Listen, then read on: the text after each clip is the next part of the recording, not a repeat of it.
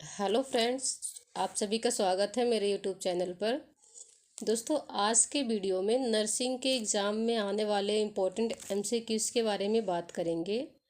जो लोग नर्सिंग के कंपटीशन की तैयारियां कर रहे हैं वो लोग ज़रूर देखिए, क्योंकि ये जो क्वेश्चंस है ये बहुत ही इम्पोर्टेंट हैं। और इस वीडियो में ना जो क्वेश्चन है वो आपके सभी सब्जेक्ट के क्वेश्चन इसमें हैं, जो कि आप लोग ज़रूर देखें।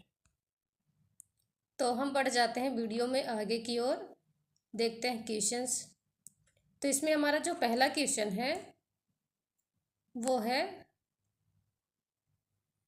विच of the following is true about IgM. यानी कि इसमें ये पूछा गया है कि आईजीएम के बारे में कौन सा ऑप्शन सही है। तो आईजीएम के बारे में कौन सा आंसर आपका सही होगा? ऑप्शन जो है इसका आंसर होगा बी वाला। It form the initial immune response, इसका राइट आंसर बी होगा।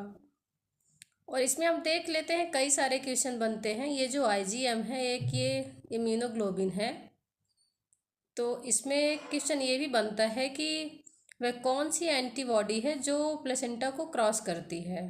तो कौन सा इम्यूनोग्लोबिन है जो प्लेसेंटा को क्रॉस करता है? वो है आईजीजी। और एक और क्वेश्चन इसमें है, ब्रेस्ट मिल्क में कौन सा इम्यूनोग्लोबिन प्रेजेंट होता है। तो ब्रेस्ट मिल्क में कौन सा इम्यूनोग्लोबिन प्रेजेंट होता है? वो है आईजीए। और इसमें और भी क्वेश्चन बन रहे हैं, जो कि इसमें और देख लीजिए। इसमें ये पूछा गया है कि लार्जेस्ट इम्यूनोग्लोबिन जो है वो कौन सा है। तो जो लार्जेस्ट इम्यूनोग्लोबिन है वो कौन सा होगा? वो होगा आईजीएम ही है लार्जेस्ट इम्यूनोग्लोबिन। और जो इसमें स्मॉलेस्ट एंटीबॉडी है वो कौन सी होगी? वो है आईजीजी। तो इसका राइट आंसर जो है वो बी होगा, it form the initial immune response. अब बढ़ जाते हैं नेक्स्ट क्वेश्चन की ओर। इसमें हमारा नेक्स्ट क्वेश्चन है, the protein present in mucus is. यानी कि इसमें यह पूछा गया है कि वह कौन सा प्रोटीन है जो म्यूकस में मौजूद रहेगा। तो वो कौन सा प्रोटीन है जो म्यूकस में रहता है? वो है म्यूसिन प्रोटीन। तो इसका राइट आंसर जो है वो बी होगा, म्यूसिन। म्यूसिन जो ये प्रोटीन है वो म्यूकस में प्रेजेंट होती है, तो इसका राइट आंसर बी होगा, म्यूसिन। बढ़ जाते हैं नेक्स्ट क्वेश्चन की ओर। तो इसमें हमारा नेक्स्ट क्वेश्चन है, the ectopic rest of a normal tissue is called. यानी कि इसमें ये पूछा गया है कि जो नॉर्मल टिश्यू का इक्टोपिक रेस्ट कहलाता है वो कौन सा है। तो नॉर्मल टिश्यू का जो इक्टोपिक रेस्ट है वो है कोरिस्टोमा। यानी कि इसका राइट आंसर बी वाला होगा, कोरिस्टोमा। अब बढ़ जाते हैं नेक्स्ट क्वेश्चन की ओर। तो हमारा अगला क्वेश्चन है, jaundice is usually not associated with. यानी कि इसमें यह पूछा गया है कि जॉइंटिस यानी कि जो पीलिया है यह आमतौर पर किससे जुड़ा नहीं है। तो यह किससे नहीं जुड़ा हुआ है जॉइंटिस? वो है हेपेटाइटिस सी। यानी कि इसका राइट आंसर सी होगा, हेपेटाइटिस सी। जॉइंटिस में जो है वो बिलिरुबिन बढ़ता है, और ये जो है जब लीवर इन्फेक्टेड होता है तब ये जॉइंटिस होती है। अब बढ़ जाते हैं नेक्स्ट क्वेश्चन की ओर। तो हमारा अगला क्वेश्चन है, proton pump in stomach is an explain for. यानी कि इसमें ये पूछा गया है कि पेट में जो प्रोटोन पंप है इसका एक उदाहरण है। तो प्रोटोन पंप का उदाहरण क्या है? वो है प्राइमरी एक्टिव ट्रांसपोर्ट, यानी कि इसका राइट आंसर डी होगा। बढ़ जाते हैं नेक्स्ट क्वेश्चन की ओर।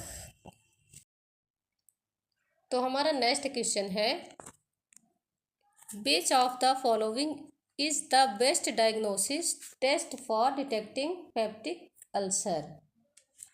यानी कि इसमें आपको ये बताना है कि पेप्टिक अल्सर का पता लगाने के लिए निम्न में से कौन सा बेस्ट डायग्नोस्टिक टेस्ट है। यानी कि इसमें यह पूछा गया है कि जो पेप्टिक अल्सर होता है उसके लिए बेस्ट डायग्नोस्टिक कौन सा है। तो इसके लिए कौन सा सबसे बेस्ट होगा, वो है इंडोस्कोपी।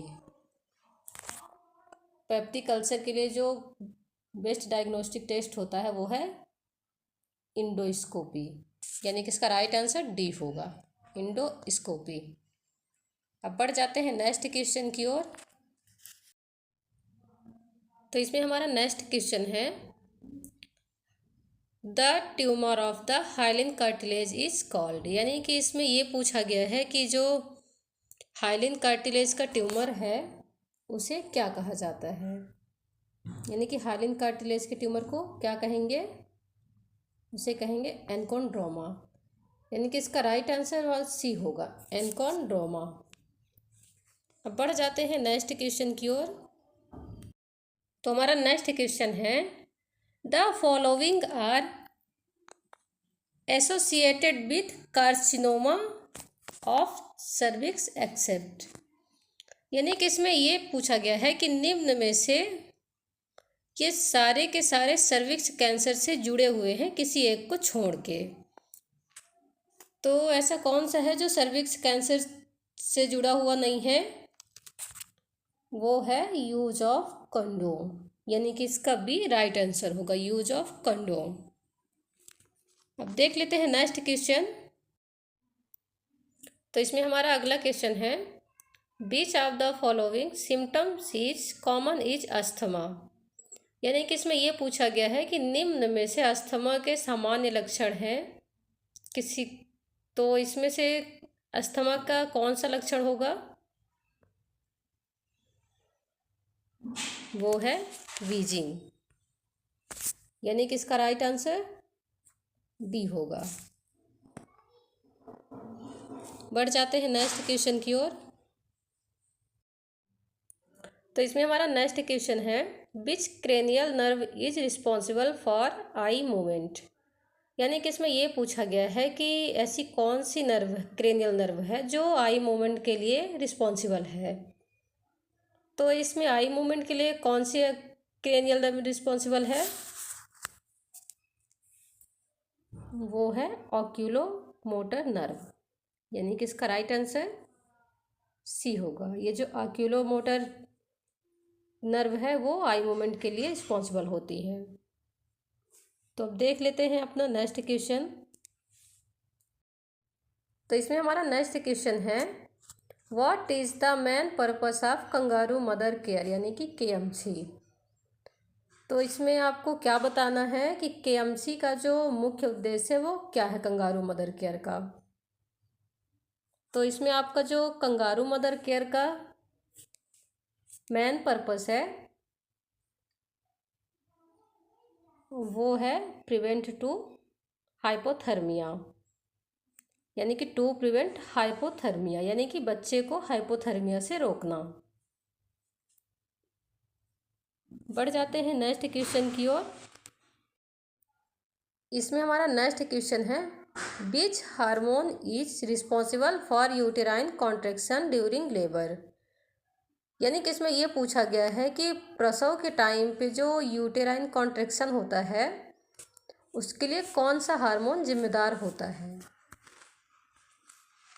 तो कौन सा हार्मोन जिम्मेदार होता है लेबर के टाइम पे यूटेराइन कॉन्ट्रैक्शन के लिए, वो है ऑक्सीटोसिन। ये जो हार्मोन्स है वो यूटेराइन कॉन्ट्रैक्शन के लिए रिस्पॉन्सिबल होता है। इसका राइट आंसर बी होगा, ऑक्सीटोसिन। अब देख लेते हैं नेक्स्ट क्वेश्चन।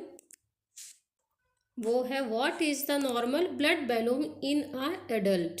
यानी कि इसमें ये बताना है आपको कि एक एडल्ट में नॉर्मल ब्लड वॉल्यूम कितनी होती है? तो एक एडल्ट में कितना होता है ब्लड वॉल्यूम? वो है 5 to 6 लीटर। यानी कि इसका राइट आंसर सी होगा। 5 to 6 लीटर जो है वो नॉर्मल ब्लड वॉल्यूम होता है। अब देख लेते हैं नेक्स्ट क्वेश्चन। तो हमारा नेक्स्ट क्वेश्चन है, which vitamin is essential for calcium absorption. यानी कि इसमें ये पूछा गया है कि कैल्शियम का अब्सॉर्प्शन के लिए कौन सा विटामिन आवश्यक है। यानी कि ये जो कैल्शियम का अब्सॉर्प्शन होता है उसके लिए कौन सा विटामिन आवश्यक है? वो है विटामिन डी। यानी कि इसका राइट आंसर बी होगा, विटामिन डी। अब बढ़ जाते हैं नेक्स्ट क्वेश्चन की ओर। तो हमारा नेक्स्ट क्वेश्चन है, which condition is caused by the deficiency of vitamin C. यानी कि इसमें ये पूछा गया है कि अगर विटामिन सी की कमी हो जाए तो कौन सी डिसीज होगी। अगर विटामिन सी की कमी हो जाए तो कौन सी डिसीज हो जाएगी? वो है स्कर्वी। यानी कि इसका आंसर ए होगा, स्कर्वी। स्कर्वी रोग हो जाता है विटामिन सी की कमी के कारण। तो अब देख लेते हैं नेक्स्ट क्वेश्चन। हमारा अगला क्वेश्चन है, what is the primary function of haemoglobin. यानी कि इसमें ये बताना है कि हीमोग्लोबिन का जो कार्य होता है वो क्या है। तो हीमोग्लोबिन का जो मुख्य कार्य है वो कौन है? Oxygen transport. यानी कि इसका राइट आंसर बी होगा, ऑक्सीजन ट्रांसपोर्ट जो है वो हीमोग्लोबिन का कार्य है। अब बढ़ जाते हैं नेक्स्ट क्वेश्चन की ओर। तो इसमें हमारा नेक्स्ट क्वेश्चन है, which is the most reliable indicator of fluid balance in a patient. यानी कि इसमें ये बताना है कि अगर पेशेंट में फ्लूइड का बैलेंस हमें पता करना है कि उसका संतुलन बराबर है तो वह हमें क्या इंडिकेट करेगा, और हमारे लिए जिस पे हम रिलेट करें वो कौन सा इंडिकेटर है। तो हम कैसे विश्वास करेंगे कि हमारे बॉडी में जो फ्लूइड है उसका संतुलन बराबर है। तो इसको यूरिन आउटपुट, यानी कि बी वाला आंसर इसका होगा। अगर हमारे बॉडी में यूरिन का आउटपुट अगर सही तरीके से हो रहा है तो हमारा जो बॉडी में फ्लूइड है उसका संतुलन जो है वो सही तरीके से है। तो इसका राइट आंसर बी होगा। अब देख लेते हैं नेक्स्ट क्वेश्चन। तो हमारा अगला क्वेश्चन है, which part of the brain regulate body temperature.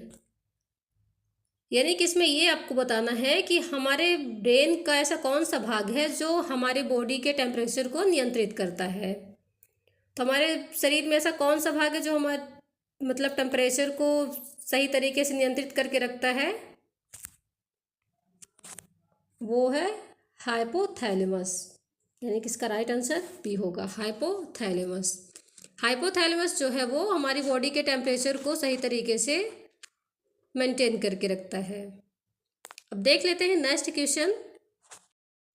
तो इसमें ये पूछा गया है कि what is the ideal method of sterilising surgical instrument. यानी कि जो सर्जिकल इंस्ट्रूमेंट होते हैं उसको निष्क्रिय करने के लिए आइडियल मेथड कौन सा है। तो इसमें कौन सा होगा? ये ऑटोक्लेविंग। यानी कि इसका राइट आंसर बी होगा, ऑटोक्लेविंग। ऑटोक्लेव करके हम जो हमारे सर्जिकल इंस्ट्रूमेंट होते हैं उसको हम लोग डिसइंफेक्टेड करते हैं। अब बढ़ जाते हैं नेक्स्ट क्वेश्चन की ओर।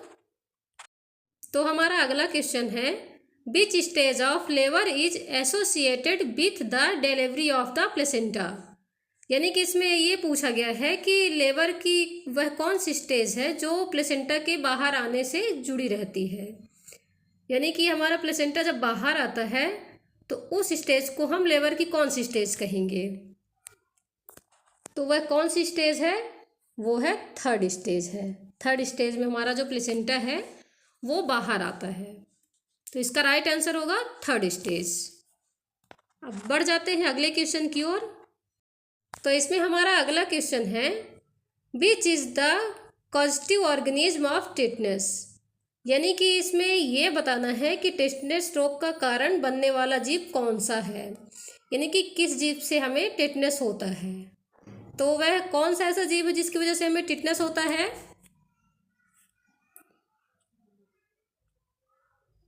तो वो है क्लोस्ट्रीडियम टिटेनी, यानी कि इसका राइट आंसर ए होगा, क्लोस्ट्रीडियम टिटेनी। अब बढ़ जाते हैं नेक्स्ट क्वेश्चन की ओर। तो हमारा नेक्स्ट क्वेश्चन है, which type of immunity is provided by breast feeding. यानी कि इसमें ये पूछा गया है कि ब्रेस्ट फीडिंग में कौन सी इम्यूनिटी प्रोवाइड की जाती है।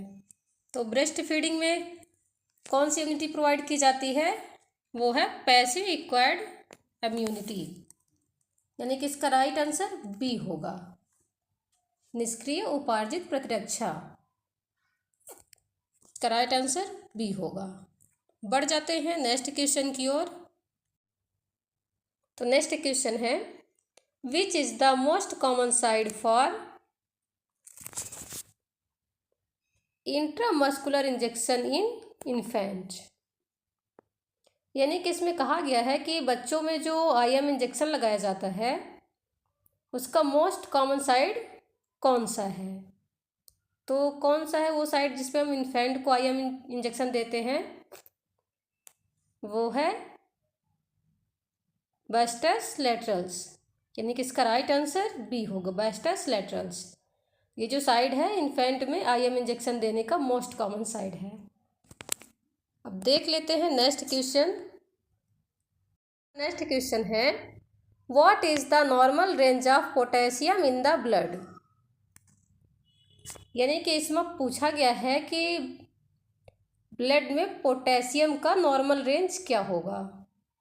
तो कितना होता है हमारे ब्लड में पोटेशियम, वो है 3.5 से 5.0, यानी कि इसका राइट आंसर ए होगा। बढ़ जाते हैं नेक्स्ट क्वेश्चन की ओर। तो हमारा इसमें नेक्स्ट क्वेश्चन है, which condition is characterized by ground glass appearance on chest X-ray. यानी कि इसमें यह पूछा गया है कि कौन सी स्थिति चेस्ट के एक्सरे में ग्राउंड ग्लास उपस्थिति के रूप में दिखाई जाती है। तो यह कब दिखाई जाती है, तो वो ARDS यानी कि एक्यूट रिस्पायरेटरी डिस्ट्रेस सिंड्रोम में दिखाया जाता है।